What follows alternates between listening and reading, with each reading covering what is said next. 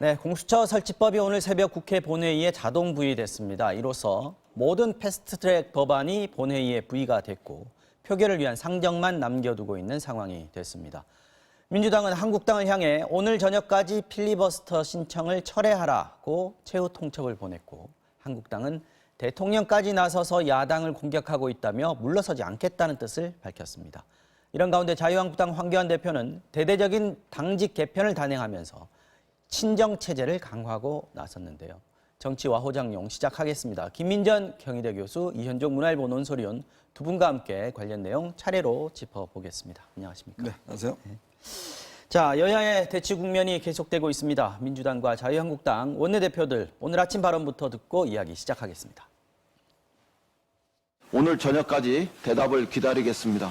모든 필리버스터를 철회하고 데이터 3법, 유치원 3법, 어린이 교통안전법 처리에 자유한국당은 응하시길 바랍니다. 이것이 우리가 자유한국당에 건네는 마지막 제안입니다. 지금 대한민국 의회는 민주당과 국회의장의 의회 독재 상황입니다. 의회 독재 세력다운 발상입니다.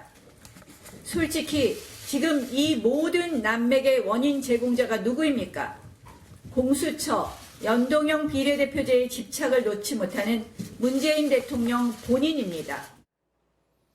자, 먼저 민주당 얘기부터 좀 해볼까요? 민주당 이인영 원내대표 얘기를 들어보면 지금 오늘 저녁까지를 시한으로 정했습니다. 그리고 모든 법안이 부의됐기 때문에 이제 실행만 남았다 이렇게 압박을 했는데 뭐 사실상 최후 통첩이다 이렇게 봐야겠네요. 네, 그렇습니다. 지금 말씀하신 것처럼 민주당 내에서는 한편에 있어서는 야권에 대해서 자유한국당에 대해서 이렇게 압박을 하면서 네. 다른 한편에 있어서는 1+4, 4+1이라고 하죠. 야당과 공조를 통해서 어떻게 하면 법안을 처리할 수 있을 것인가에 대한 표 계산에 들어갔다 이렇게 네. 얘기를 하고 있습니다. 그러나 또 다른 한편에서 보면요. 네.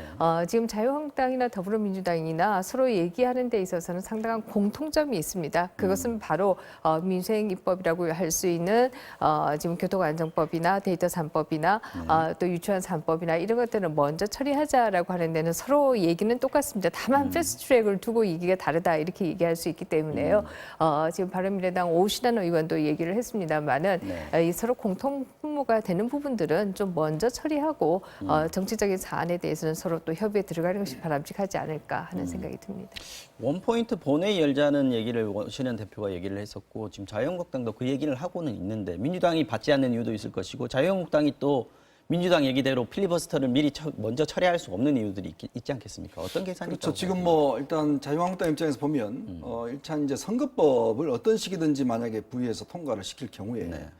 다른 법안은 사실 막는다고 해서 의미가 없지 않습니까? 이제 그렇다 보니까 여론이 이제 악화된 상황에서 일단은 민생 법안은 일단 통과시키고 네. 왜냐하면 자기들이 설정한 5개 법안에 대해서는 이거는 필리버스터를 허용해 달라 이렇게 지금 요구를 하고 있어요. 이 아마 5개 법안 같은 경우는 이제 선거법과 공수처법 등등이 아마 포함이 될 것 같습니다. 네. 이제 그런 상황 보면 이 필리버스터라는 게 사실은 처음에는 199개 법안에다 전부 다 필리버스터를 신청을 그렇죠. 했지 않습니까? 네. 그래서 많은 비난열이 있고 하니까 더군다나 이제 민식이법을 대표되는 교통안전법 같은 경우는 이제 국민들이 워낙 또 이 비판의 목소리가 높기 때문에 네. 자 그거는 일단 통과시키자. 그렇지만 법이 보장된 필리버스터는 일단 보장해 달라 이런 요구를 하고 있는 거거든요. 아시겠지만 예전에 지금 현재 민주당이 야당 시절에 테러 방지법에 대해서 197시간 동안 사실 그때 필리버스터를 했지 않습니까? 네. 그리고 결국 통과됐습니다. 그렇죠, 네. 통과됐죠. 네. 그리고 뭐 나중에 보면 그렇게 이 법이 통과되면 나라가 난리 날 것처럼 했는데 아무런 변화가 없었습니다. 그러니까 어떤 면에서 보면 참 이 하나의 정치인들의 어떤 또 이 선전 때문에 그런 건지 모르겠지만 지금도 사실은 뭐 비슷한 상황 같아요. 네. 그리고 보면 결국에 이제 이런 시간을 벌어서 한편으로는 이제 물밑에서 협상을 하겠다는 뜻인 것 같아요. 그리고 또 야당도 나름대로 지금 지도부 교체가 조금의 지금 변수로 등장하고 있습니다. 네. 4일날 일단 지금 나경원 대표가 임기가 다 됐죠. 임기가 10일날 끝나기 때문에 4일날 전체 의원총회에다가 묻겠다라고 이야기를 하고 있어요. 내일입니다, 그죠? 그렇죠. 네. 이런 상황이면 아마 이 나경원 대표의 거취 문제에 따라서 또 한편의 어떤 좀 돌파구는 있지 않을까라는 생각이 듭니다. 패스트트랙 법안이 최초로 통과되는 것이 나경원 원내대표 본인의 임기 동안 일어나서 안 된다. 이런 부담감도 좀 있을 것 같긴 합니다. 그렇죠. 네. 자, 여야의 수사함이 지금 치열합니다. 민주당 같은 경우에는 지금 아까 말씀하신 대로 4+1 여기에 이제 지금 매달리고 있는 상황인데 표 계산이 어느 정도 됐다고 보고 아까 말한 그런 최후 통첩을 내렸다 이렇게 볼까요? 네, 어떻습니까? 그렇습니다. 4+1이라고 한다면 결국 지금 나머지 야당들과 물론 바른미래당의 경우에는 뭐 표가 전체적으로 다 여당과 함께한다라고 얘기하기 어렵겠지만 네. 그렇게 표를 계산한다라고 하면 과반수는 훌쩍 넘는다라고 넘습니까? 얘기해. 네, 그렇습니다. 그렇기 때문에 뭐 자신이 있다 이렇게 보고 있는 듯하고요. 네. 특히 지금 나오는 시나리오는 만약에 이 무제한 토론으로 자유한국당이 들어간다라고 한다면 무제한 토론 이후에는 다음 국회에서 반드시 표결을 하도록 되어 있기 때문에 그러면 다음에 임시국회를 열어서 표결을 하면 되지 않겠는가. 그러면 거기서 또 다른 안에 대해서 무제한 토론에 들어가면 또 이렇게 해서 한 4번 정도만 임시국회를 열면은 사실상 다 통과시킬 수 있다. 이런 계산들을 내놓고 있는데요. 네. 저는 이 계산이 실제로 실행하겠다라고 하는 의지라기보다는 결국 자유한국당에 대한 압박이다. 이렇게 보는 것이 바람직할 것 같고요. 그러나 뭐 결과적으로 서로 협의가 이루어지지 않아서 정말 이런 사태까지 간다라고 했을 때 이것이 총선에 누구에게 유리한가 이 문제는 또 달라질 수가 있습니다. 그렇기 때문에 여당의 입장에서도 정말 그런 시나리오대로 되기를 바라지는 저는 않지 않겠는가 이런 생각이 들고요. 결국 오신환 의원이 원내대표가 중재안을 내놓기도 했는데요. 그 중재안이 뭐 100% 옳다 이렇게 생각은 안 합니다만은 그럼에도 불구하고 결국 선거법이나 공수처법이나 결국 협상에 들어가야 되지 않겠는가 이런 생각을 합니다. 아까 말씀하신 부분요. 그 본회의에서 이번 본회의에서 필리버스터가 돼가지고 끝까지 회기를 넘겨버렸다라고 네, 했을 그렇죠. 때 그다음에 임시국회를 소집하면 가장 먼저 그 법안을 올려가지고 그때는 토의 없이 처리가 가능하니까요. 네. 그렇다고 하더라도 일단 임시국회를 소집하는 건 문제가 아니겠습니다만은 그 의사 일정 같은 거는 또 여야 대표들 간에 또 합의를 해야 되는 거 아닌가요? 그러니까 그런 면에서 보면 지금 원래 우리가 2, 4, 8 이쪽에 이제 임시국회가 소집되거든요. 될 수 있거든요. 근데 이게 회기는 30일입니다. 일단 이거는. 근데 지금부터 소집하는 임시국회는 회기가 하루여도 돼요. 그렇기 때문에 사실은 이제 24시간, 즉 예를 들어서 이제 이 패스트트랙 법안이 올라가면 24시간 동안 이 필리버스터를 할 수가 있거든요. 네. 그러면 필리버스터가 끝나버리면 그 다음 국회에서는 이 필리버스터 된 법안은 바로 이제 부의해서 통과시킬 수가 있습니다. 자, 그러면 예를 들어서 지금 같이 이제 야당이, 한국당이 의사일정에 합의하지 않더라도 네. 나머지 당과 함께 의결 종족수를 채워서 그냥 통과시키겠다는 게 지금 이제 민주당의 보관 같아요. 그렇게 되면 한 법안을 하루에 하나씩 이제 처리하는 거죠. 그래서 선거법 하루, 공수처법 하루, 뭐 등등등 해서 이제 통과시키겠다는 것인데 저는 이게 과연 이렇게 하면 정말 우리 국회가 정말 끝까지 가는 거 아니겠습니까? 그렇게 되면 이렇게 해서 21대 국회를 구성한다 하더라도 네. 저는 오히려 더 악화될 수 있는 국회가 형성될 수밖에 없는 것이고 또 현실적으로 이제 어려운 게 뭐냐면 네. 지금 그 4+1이라고 하는 이 당들의 어떤 의견도 다 다릅니다. 예를 들어서 뭐 정의당 같은 경우는 지금의 안란을 반드시 고수하겠다는 입장이고 또 이제 이쪽 대한신당이나 이쪽 같은 경우는 호남 지역의 지역구를 지금 절대 줄 수 없다는 입장이고 서로 속내가 다 달라요. 이제 그런 면에 보면 어떤 면에서 보면 저는 정의당이 이제 소수 정당인데 정의당의 의견에 따라서 전체가 또 움직여내는 어떤 면에서 꼬리가 몸통을 움직이는 또 이런 현상도 지금 현상도 벌어지거든요. 네. 과연 이게 정당한지 모르겠습니다. 그러면 이게 지금 상황에서는 참 여야 간의 어떤 수싸움이나 합의 때문에 이런 것인데 정말 엄격하게 보면 지난번에 민병도 의원이 그 문제를 지적했는데 과연 연동형 비례대표를 지금 하게 되면 과연 우리한테 유리할 것인가? 그리고 국정 운영을 제대로 할 것인가? 이 문제를 정말 한번 다시 봐야 된다. 민주당 입장에서. 네, 왜냐하면 네. 절대 과반수가 될 수 없는 그런 안이지 않습니까? 네. 그러면 민주당이 만약에 정의당이 뭐 10석 이상, 우리 공화당이 10석 이상 뭐 이렇게 되면 앞으로 민주당은요. 어떤 면에서 제가 외도덕 이야기를 했는데 소수 정당의 의견에 따라서 큰 정당들이 휘둘릴 수밖에 움직여버리는 없는. 그런 국회가 될 수밖에 없어요. 그럼 소수 정당들이 반대해버리면 안 됩니다. 자, 주 52시간 같은 경우에 예를 들어서 타협안을 만들자. 그러면 정의당 반대할 거거든요. 이 반대하면 통과 안 돼요.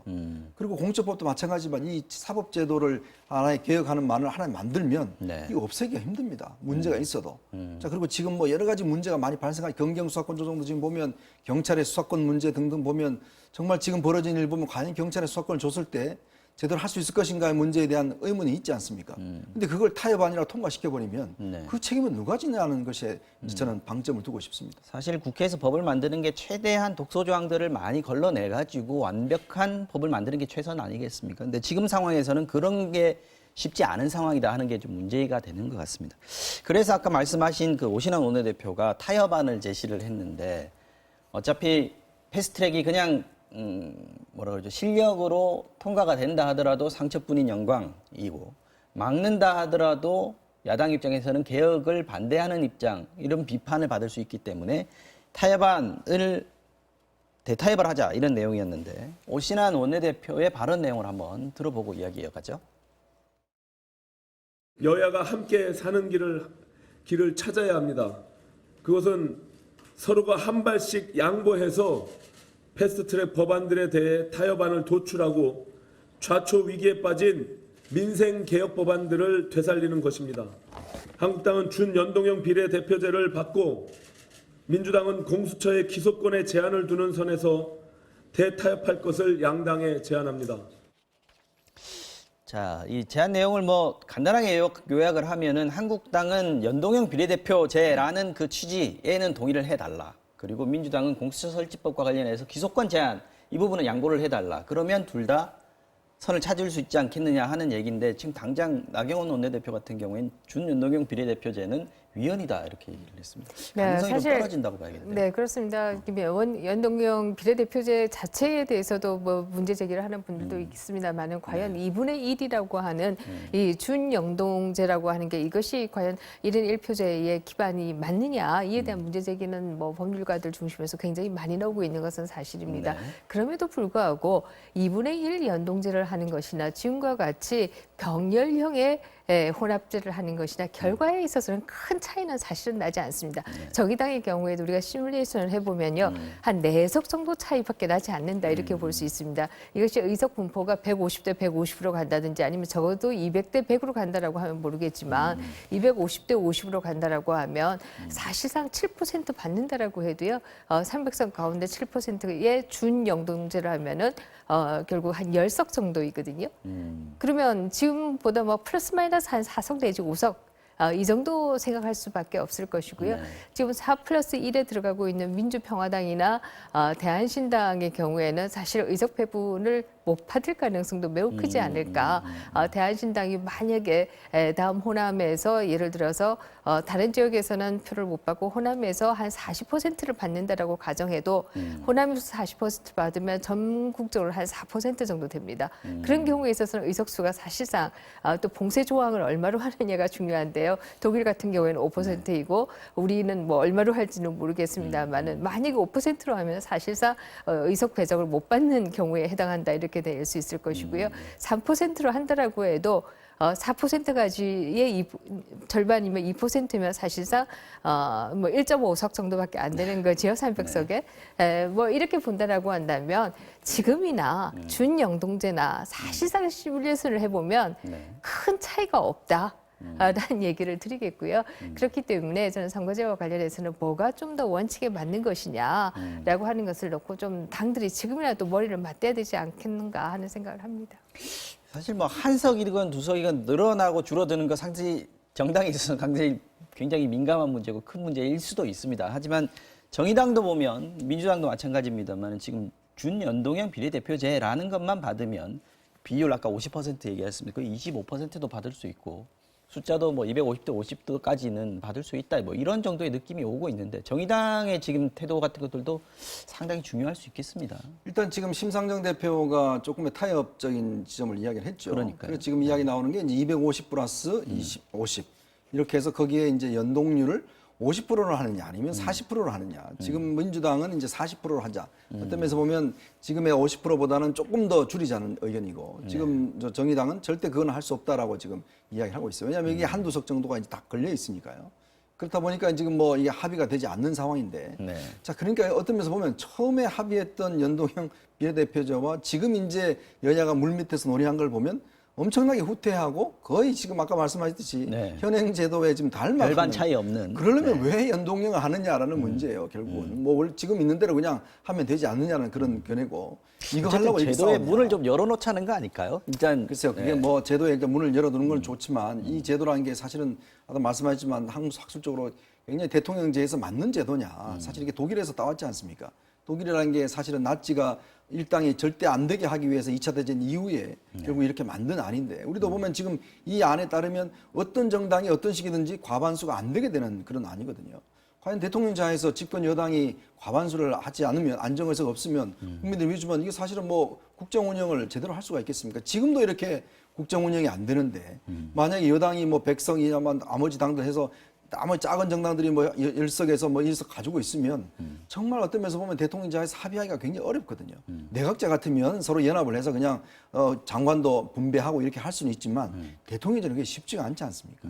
그래서 저는 참 이게 지금 아까 말씀하셨듯이 정말 지금 와서 정말 원론에 한번 다시 돌아가서 뭐가 정말 옳은 것인지 290일이 지났는데 다시 또 언론으로 그러니까 이게 돌아가면. 참 이게 지금 막 계속 이 논쟁만 하다 보니까 결국 본류는 잊어버렸어요. 그러니까 원래 이걸 논의했던 거 잊어버리고 지금 힘싸움만 말씀하셨지 남아있네.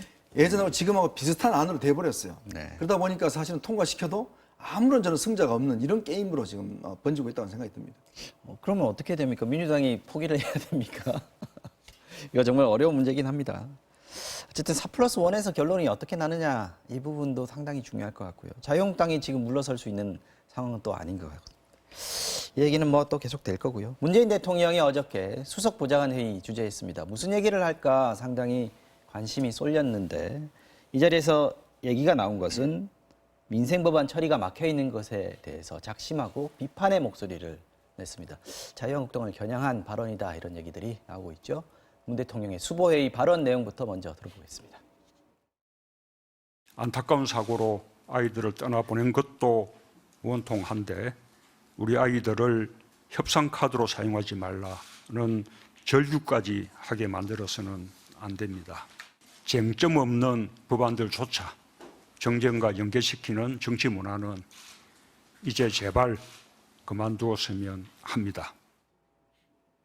자, 필리버스터 때문에 지금 국회가 멈췄다. 이 부분에 대해서 얘기를 했기 때문에 이건 뭐 그냥 자유한국당에 대해서 비판을 한 거다 이렇게밖에 받아들일 수가 없습니다. 어제 네. 문 대통령 발언 어떻게 들으셨어요? 네, 그렇습니다. 저는 뭐 들으면서 그 내용 하나하나보다도 기본 인상은 한국 정치가 참 돌고 도는구나. 데자뷰라고 보통 얘기를 하지요.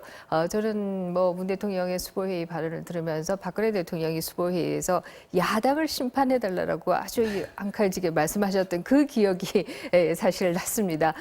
뭐 말씀은 훨씬 더 유하게 했지만 그러나 내용은 결국 야당을 심판해달라라고 하는 얘기가 아닌가 하는 생각이 들고요. 근데 굉장히 큰 아이러니는 뭐냐라고 한다면 사실 그 야당이 심판당한 것이 아니라 결국 박근혜 전 정부의 경우에는 박근혜 전 대통령이 결국 심판을 당했습니다. 그렇게 본다라고 한다면 저는 우리는 여야가 모두 역사에서 저는 좀 교훈을 얻어야 한다라는 생각을 하고요. 무엇보다도 좀 역지사지를 해야 되지 않는가 이런 생각을 합니다. 앞에서 얘기했던 그 대테러 법안 같은 경우에도 사실 그것이 19대 마지막 날까지 했던 것이었는데요. 그런데 20대 국회가 되고 나서 그거 고치자는 개정안이 하나도 넣은 것이 없어요. 개정의 필요성을 누구도 제기하지 않았어요. 그렇다라고 한다면 왜 그렇게까지 무제한 토론으로 가고 그렇게까지 정말 그 감정과 열정이 교차하는 그런 시간을 가졌어야 하는가라고 하는 회의감을 가지게 되고요. 저는 이 시점도 또 지나고 나면 마찬가지가 되지 않을까 하는 생각이 듭니다. 그래서 저는 정치관계법을 좀 개정할 때에는 다음 국회가 아니라 그 다음 지금 현재 있는 사람들이 좀 영향을 받지 않는 데 가서 효과를 발휘하는 형식으로 그래야지 훨씬 더 이익 충돌에서 벗어날 수 있지 않을까 하는 생각을 하게 됩니다. 어떻게 뭐 들으셨습니까? 대통령 말씀 하나하나 뭐 틀린 말씀이 없으시죠. 네. 그러나 이 대통령께서는 논평가가 아니지 않습니까? 저 말씀 우리가 그냥 하게 두시고 어떤 면에서 보면 대통령이 국회에 대해서 당연히 뭐 분노하시겠죠. 저는 문제는 뭐 충분히 이야기할 수 있다고 봅니다. 그러나 지금의 어떤 상황에 보면 저 상황이 과연 그런 문제 해결에 도움이 되느냐? 그건 아니거든요. 그리고 또 지금 사실은 어떤 면에서 보면 청와대 내부의 문제가 지금 사실은 국정에 더 심각한 문제로 부각되고 있지 않습니까? 지금 민정수석실의 문제가 지금 뭐 국정을 뭐 흔들고 있고 또 검찰 수사관이 한 명이 스스로 목숨을 끊는 일이 이제 벌어졌지 않습니까? 네. 그러면 그 내부 문제에 대해서 이 문제에 대해서 오히려 대통령께서 뭔가 원칙적으로 말씀하시는 게 더 도움이 됐을 텐데 사실은 저런 말씀은요. 듣는 야당 입장에는 더 어떤 면에서 보면 강한 어떤 투쟁 의지를 다질 수밖에 없습니다. 지난번 본인들이 똑같은 경험을 했습니다. 자, 박근혜 대통령이 그런 말씀하실 때 그러면 그때 야당이었던 문재인 대표 같은 경우에는 그러면 이걸 대통령 말을 들어야 돼 이렇게 생각하지 않은 거잖아요. 똑같은 말씀입니다. 어떤 면에서 보면 대통령의 국정에 도움이 되고 해야 되는데 어떤 뭐 국민들의 분노를 담아서 이야기하는 거는 저는 충분히 공감합니다. 그렇지만 지금에 있어서 청와대 내부의 문제, 즉 대통령이 지금 해결하셔야 될 문제 이런 문제에 대해서라 최소한 언급이 있었더라면 하는 그런 아쉬움이 솔직히 남습니다. 예산안 처리에 대해서도 얘기를 했습니다. 근데 지금 예산안 뭐 어저께 이미 법정 시한은 넘어갔고요. 민주당에서는 한국당에서 예산안 필요한 지역 예산들을 굉장히 많이 갖고 있는데 이거 하려면 한국당이 어차피 국회에 돌아올 수밖에 없다. 지금 그렇게 예상하고 또 전략을 세우는 거 아닌가 하는 생각도 합니다. 예산안 처리 전망 어떻게 하세요? 그러니까 지금 원래 예산안이 첫 해에 이 법이 만들어진 첫 해 이후에는 전부 다 이 예산안이 제때 통과된 적이 없어요. 다들 뭐 12월 9일, 뭐 8일 이때 통과됐거든요. 조금씩 넘겼습니다. 네, 사실은요. 이것도 뭐 옛날같이 그렇게 뭐 정말 1월 1일 날 통과된 적은 없습니다. 솔직히 이야기해서. 그거는 좀 나아진 측면이 있는데 문제는 이렇게 되면요. 사실은 저는 이 선진화법의 문제가 뭐냐면 네. 이제 이 국회 이 예산안이 사실은 우리 이번에 이제 530조에서 정말 역대 가장 많은 예산안이지 않습니까? 처음에 뭐 500조 절대 못 넘게 하겠다는 야당이 보면 나중에 상임위 들어가 보니까 오히려 자기들 필요한 거 더 증액시켜 버렸어요. 그런데 보면 이게 정말 국가 예산이라는 게 누구 돈입니까? 그걸 감시해야 될 국회가 한편으로 감시가 아니라 오히려 더 행정부보다 더한 지금 예산을 들고 나온단 말이죠. 네, 지역구 있으니까요. 네, 지역구 있으니까 뭐 왜냐하면 이건 뭐 다들 자기 지역에 지금 내년 선거 때문에 다들 가져가야 되기 때문에 이렇게 할 수밖에 없는 거죠. 근데 이거는 뭐 국간이 지금 뭐 국민 국간이 뭐 무한정 쓸 수 있는 국가는 아니지 않습니까? 예산이라는 게 파일을 정말 잘 나누는 게 목적인데 국회가 그런 역할을 전혀 못 해주다 보니까 그리고 이게 지금 뭐 2일날 되면 자동으로 그냥 통과되게 돼 있게 되니까 네. 과연 이러면 정말 예산심의 왜 하느냐는 솔직히 저는 그런 생각이 들어요. 그동안 왜 예산심의 했습니까? 결국 이렇게 통과될 거. 그동안 그렇게 말로는 절대 안 된다 그래 놔놓고 결국은 다 통과되지 않습니까? 정말 저는 이게 앞으로 올해 예산이 작년 예산보다 엄청나게 많이 증가했는데 내년 예산은 더 어떻게 면에서 보면 심각할 거란 또 그런 불길한 생각도 듭니다. 그래서 통과는 되겠다는 거죠, 결국은. 그렇죠. 제가 볼 때는 안 될 수는 없는 거죠. 예산은요. 언제 되느냐가 문제고. 요만큼 깎고 결국 다 통과될 겁니다. 알겠습니다. 근데 어쨌든 예산안이 어떤 그 국회 여야가 좀 말을 트는데 어떤 고리가 됐으면 좋겠다는 생각은 좀 듭니다. 네. 이 얘기는 여기까지 하고요. 다음 얘기 넘어가겠습니다. 자,